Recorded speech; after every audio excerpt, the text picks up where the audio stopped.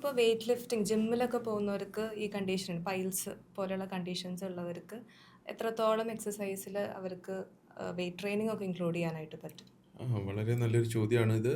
എല്ലാവരും ചോദിക്കാറുള്ള ഒരു ചോദ്യമാണ്. 2 കാര്യമാണ്. ഇത് വെയിറ്റ് എടുക്കുമ്പോൾ നമുക്കൊരു സ്ട്രെയിനിങ് ഉണ്ടാവും ബോഡിയിൽ. അപ്പം പൈൽസ് ഒരു സെക്കൻഡ് സ്റ്റേജ് വരെ ഒന്നും കുഴപ്പമില്ല. ഒരു തേർഡ് സ്റ്റേജ് ഒക്കെ വരികയാണെങ്കിൽ നമ്മൾ സ്ട്രെയിൻ ചെയ്യുന്തോറും നമ്മുടെ ആ ഹെമറോയിഡ്സിലേക്കുള്ള അല്ലെ പൈൽസിലേക്കുള്ള രക്തോട്ടം വളരെ കൂടുക ചെയ്യുക. അപ്പോൾ എന്ത് ചെയ്യുന്നു വെച്ച് കഴിഞ്ഞാൽ അതൊന്നും കൂടി ബൾജ് ചെയ്യാനുള്ളൊരു സാധ്യതയുണ്ട്. ചിലപ്പോൾ ബ്ലീഡ് ചെയ്യാൻ വരെ സാധ്യതയുണ്ട്. അപ്പോൾ അങ്ങനെയുള്ളവർ ചെയ്യേണ്ടതെന്ന് പറഞ്ഞാൽ എന്തായാലും ഇതിനുള്ള ട്രീറ്റ്മെൻറ്റ്സ് എടുത്തിട്ട് ചെയ്യുന്നതായിരിക്കും ബെറ്റർ. ഇല്ലെങ്കിൽ സിമ്പിൾ കാർഡിയോ എക്സസൈസുകൾ കുഴപ്പമില്ല. മസിൽ റിലാക്സ് ആവുകയും ചെയ്യും. കോർ ട്രെയിനിങ്ങും വെയിറ്റ് ട്രെയിനിങ്ങും ഭയങ്കര ആപത്താന്നല്ല, കുറച്ചും കൂടി ഇതിൻ്റെ ഒരു സ്റ്റേജസ് ഇങ്ങനെ മാറാനുള്ള ഒരു സാധ്യതയുണ്ട്. ഞാൻ സർജറി കഴിയുന്ന അല്ലെങ്കിൽ ലേസർ സർജറി കഴിയുന്ന പേഷ്യൻസിനും ഈ പറഞ്ഞ പോലെ ഒരു 1 വീക്ക് 2 വീക്ക് ഞാൻ അവരോട് എക്സസൈസ് ഒന്ന് റിസ്ട്രെയിൻ ചെയ്യാൻ പറയാറുണ്ട്. 2 കാര്യമാണ്.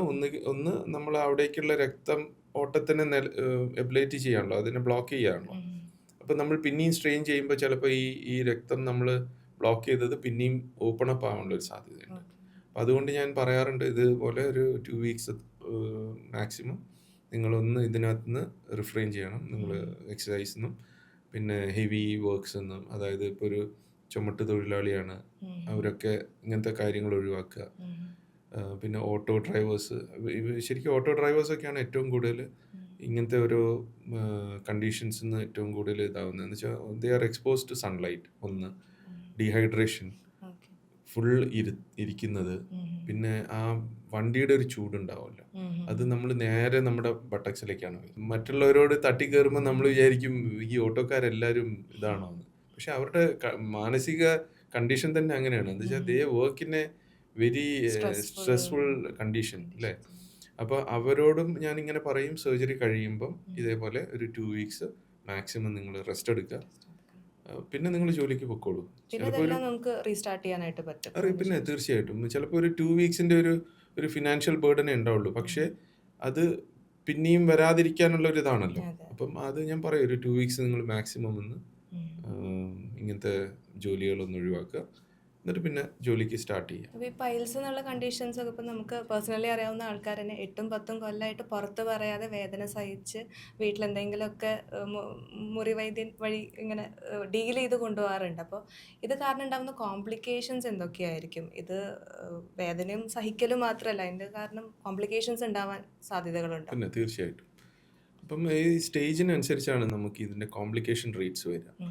ഒരു സ്റ്റേജ് 4 ആണ് ഏറ്റവും കൂടുതൽ കോംപ്ലിക്കേഷൻ വരാൻ സാധ്യതയുള്ള സ്റ്റേജസ്. ഈ സ്റ്റേജ് 4 ഉണ്ടാവുന്നത് എന്താണെന്ന് വെച്ചാൽ പേഷ്യൻ്റ് ബ്ലീഡ് ചെയ്തിട്ട് അവർക്ക് അനീമിയ എന്ന് പറഞ്ഞൊരു കണ്ടീഷൻ ഉണ്ട്, രക്തക്കുറവ് വരാനുള്ളൊരു സാധ്യത.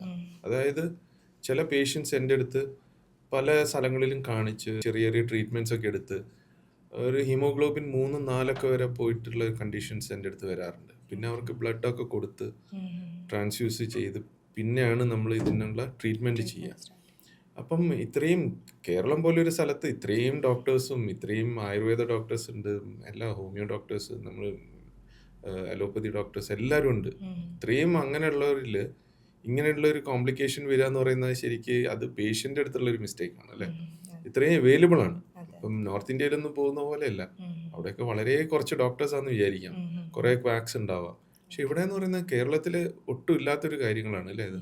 അപ്പോൾ അവർക്ക് പോയി ഇത്രയും ചെറിയൊരു കാര്യം, അതിനകത്ത് നാണക്കേട് വിചാരിക്കരുതല്ലോ, ഇത് നമ്മുടെ ജീവന്റെ കാര്യമല്ലേ അതല്ലേ. അപ്പോൾ ശരിക്കും അങ്ങനെയുള്ളൊരു കാര്യം എന്തായാലും അത് നിസ്സാരവൽക്കരിക്കാൻ പാടില്ല.